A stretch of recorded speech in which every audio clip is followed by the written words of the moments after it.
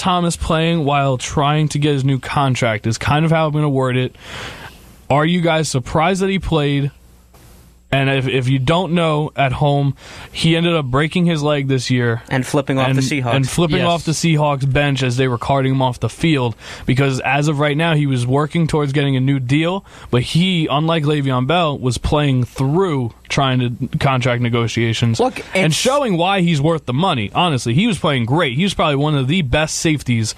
And he's already paid pretty high, but he's showing that he's not breaking down, that he's not getting old. He's still one of the best out there right now. Are you guys surprised that he was playing? Do you think he should have held out? Or do you think that he was doing the right thing and just tough luck on him? I think it was a bold move for him to come out and play because, you risk injury like what just happened. That can really derail your career right there. Yeah, obviously, you're fighting for a contract. You're playing well, as you said, which he did. I mean, the Seahawks defense is mainly just him and Cam Chancellor. That's it. But look, if he can come back better and stronger and prove to these teams, not just the Seahawks, because who's to say if he's actually going to be there, if he can come back and show these teams, I am still one of the best defensive players in the game, then look, I'm taking the side of the player. I think it was bold. I don't think he should have played because, just like that, he can derail his career like this. It was a two-sided coin for me. I agree with what he did. I think it's the smart thing to do if you're trying to prove something for your organization and want to still play for the team and truly are showing the passion for it. But at the same time, it is a very risky situation. At the same time, you don't want to get injured and then be sidelined for like a year or two and cost yourself less on your contract. Yeah, I mean, I hate it because, like I said, I love defensive players, especially all the players that Seahawks have lost right now. I feel like they needed someone, and Earl Thomas was that guy that they needed to kind of like hold them down when they kind of go through this transition. And I think he was stupid, honestly, for going out there. I think he should have held out, and eventually they would have come to him with either an extension or worked out a trade. And the Chiefs were looking to trade for him. Also, the Cowboys were looking at it, too, because I'm so happy he didn't go to the Cowboys. Yeah, no, he actually came out and said he wanted to go to Dallas, and while he's playing, he's saying that. So I felt like he didn't handle it 100% right, but you also have to look at him and say, you know what? He also didn't just hold out and hurt his teammates. He still played, even though he really wanted to hold out and probably make a lot more money in the end. I'm going to say this, and I'm going to try and elaborate the best I can. He was unselfishly selfish. And what I mean by that is he was clearly thinking about himself in this case. Like, look, I got to feed my family. I want a new contract. I want to, lock this contract down. And that was where the unselfishness came in, because he actually put his team before himself, because he actually went out and played. He wasn't just playing for him. He was playing for his team also. But where he became selfish is, he was going so hard, and it led to him getting hurt. Does that make sense? Yeah. No, I agree with you there. It wasn't even that he went so hard. It was just like putting himself out in that danger. The game is a still physical sport. As much as they try not to make it a physical sport anymore, it still is a physical sport where injuries will occur. And yeah, he definitely put himself out there for that chance, and it now looks like he's going to get, if lucky, if he doesn't come back this year, he'd probably get, a 1-year deal to prove himself next year? Yeah, prove it deal. I mean, look, it's better than nothing. That's better than nothing, but none of it's going to be guaranteed. Nothing's going to be a long time. Yeah, it'll force him to play, but he did that already, and look how that turned out. So that's how I look at it, and it's one of those tough luck situations where I pull for the player a little bit in that situation, but you know what? Hopefully it works out in the end. Hopefully he gets back on the field within the next year, and definitely by next year, and shows us why he's worth the money at this point. Next up, Chiefs or Rams at 4-0 at this point in the season. Who's more surprising? Like, who going into the season where you like this team is going to be 4-0? I definitely thought the Rams were going to be 4-0. Yeah, the Rams. The Chiefs are a little bit of a surprise to me. The Rams look unbeatable. Yeah, they really do. And I looked at the Rams schedule. We thought that going in, that the Rams were going to be an unbeatable team, that they were looking at 12-4 or better. Look, the thing, I looked at the Rams schedule because I was bored. That's what I do late at night. But their schedule thus far looks so easy, and it looks easy, but they've actually had decent teams. They have. The Chargers played them tough. It wasn't like they had nobody out there. I know the Chargers played them tough. That was the hardest game. Right, but like the Chargers played them tough. I forgot who else they played. Yeah, the Vikings played them tough. Yeah, those are two top-notch teams that are probably going to the postseason. Yeah, and I'm looking at the rest of their schedule, and it looks like a cakewalk for me. The only one that I can see them having trouble with, they're playing the Chiefs. Yeah, that one's gonna be I think they have like a 68% chance of winning that game, though. So right now, you would definitely have to say that the Chiefs are definitely more surprising at this point. Yeah, in the with season. Mahomes, with his first full season, I don't think you knew what he exactly was going to give you. I knew they'd be a playoff team, just didn't know if. I did not think, especially I think a lot of people did not think they'd be 4-0 to start. Now, just like another little side question, this is only for the Chiefs, though. For years now, the Chiefs, I believe last year they started out 6-0 or 7-0. This has been I think I know where you're going with this. This has been a reoccurring thing for the last few seasons. They start off and they look absolutely unbeatable, and then they flatline. They start out undefeated every season. They take a nosedive. They do. Yeah. Well, both. Pretty much. They start out undefeated. I think 2 years ago they were the last team to get their first loss. I believe last year they were one of, if not again, the last team to get their first loss. They were. And they were at like 6-0, 6-1, and then all of a sudden you see in the second half they go into under 500, exactly, and kind of fall into the playoffs, and then barely even, and then lose that first game. So that's a tough thing to really overcome. And I wonder if they're going to do it this year. This is a different team. They have a worse better defense, though. Yeah, that's defense might kill them. Yeah. So I don't know how they'll be. We'll have to keep watch on that. Now, especially if they're playing the Rams with that offense. That week is like week 12, though. So that's towards the end of the year. Yeah, no, so, probably not. So we'll have to see what they do. We'll have to see and keep an eye on, like you said, Pat Mahomes is having an amazing start to the I think season. Right now he's front runner for MVP. I mean, definitely. Hands down. Absolutely. It's been unbelievable. I mean, they were down 13 in the fourth yesterday against the Broncos, and he single-handedly took them down the field and looked unbelievable towards the end of that game. Yeah. I was actually, I don't like Monday Night Football usually, just to let you guys in on the secret, but Monday Night Football usually isn't for me. But last night I kind of checked into the game, and like you said, I watched like the first quarter, part of the second quarter, and I started to get bored because there wasn't a lot of scoring. Both teams are kind of just going back and forth. And then all of a sudden I turn on in the fourth quarter, they're down by 10, but they're already on like the 20-yard line going for that field goal.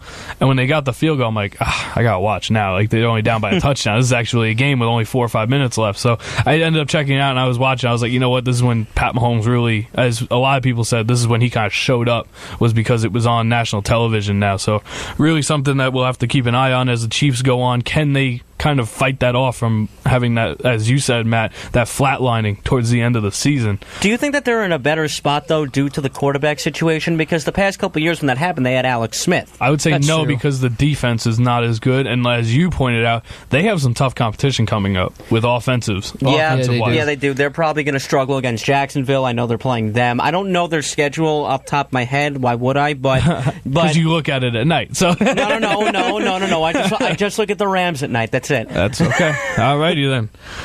It's the horns, isn't it? Yeah, it is the horns. Anyway, just add another next, letter. There's 3 AFC teams. Yeah, you got it now? All right, next. I cracked myself up. All right, I'm just going to take it. Hold on. You're listening to WHPC Sports Talk on the voice of Nassau Community College, 90.3 WHPC. Kyle MAckay here with you, Eric Fischetti, Sam Eisenberg, Matt Charkowick. And right now, there are 3 AFC teams that are 3-1. And they're not really the 3 that you would look at. And Sam is smiling over there because he knows one of the teams is his own. Yes, the Cincinnati Bengals, the Tennessee Titans, the Miami Dolphins, and the Baltimore Ravens, all 3-1. All the best teams outside of the Chiefs in their respective divisions, of course. But right now, who is the most surprising to you? I think it's still the Dolphins for If me. you don't say the Miami Dolphins, I don't know what to tell you. I honestly, it was a toss-up for me between the Dolphins and the Titans. The Ravens, I knew they could do it, but they just haven't done it in a couple years since that Super Bowl win, so it's been a long time. The Bengals, I'm sorry, Sam, I have to say it, they don't come up clutch very often. So if they don't get started out early, they're not going to win. They choke a lot. So they don't play well towards the end of the game unless they have a big lead. So do that's you even know what the Bengals are? Like, is this what they can be, or you don't even know yet? Or did they fall into this? I always feel like that Dalton has the weapons, but now, of course, Tyler Eifert. Yeah, that's a big one. Done That's for the season. Nothing new there. He always finds a way to get injured. Broken ankle done for the season. God. But AJ Green was his weapon against Atlanta, the number 1 guy. He looked good. Tyler Boyd is on pace for 1,000 yards. John Ross. He caught a touchdown last game, but he was limping a little bit, so I saw that. See what the deal with him is. But Joe Mixon should be back, and I think the offense, you can see them putting up points on the board. It's just you don't know what the defense is going to give you. Yeah, that's yeah. It seems like that's going around this a lot right now. Like there's the top 3 defenses: the Rams, the Minnesota Vikings, and the Jaguars. Those are like the top 3. But after that, it's really just like 4 through 30, maybe 4 through 25, are like kind of all interchangeable. Maybe one's good at the pass, one's better at the run, one's better at like zone, one's better at man. But then there's like only like 7 or 8 teams down at the bottom that are really bad. But yeah, as you said, you don't know what the defenses are, and you have to see as maybe there's a breakout player that comes up.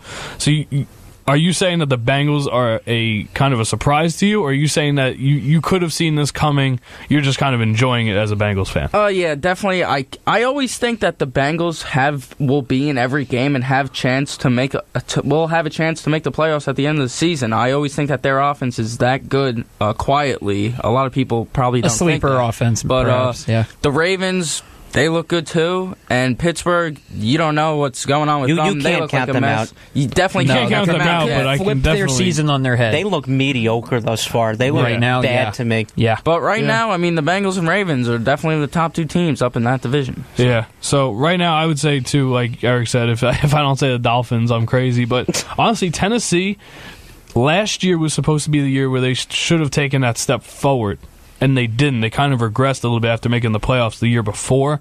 And I kind of wonder if this is almost like smoke and mirrors for them. Are they going to kind of stay at this 3-1 pace and end up 12-4? Or are they going to end up 8-8 at the end of the year and not really give us too much at the end? Well, that's a good point. But they upgraded, too. They added a huge name on their defense, Malcolm Butler.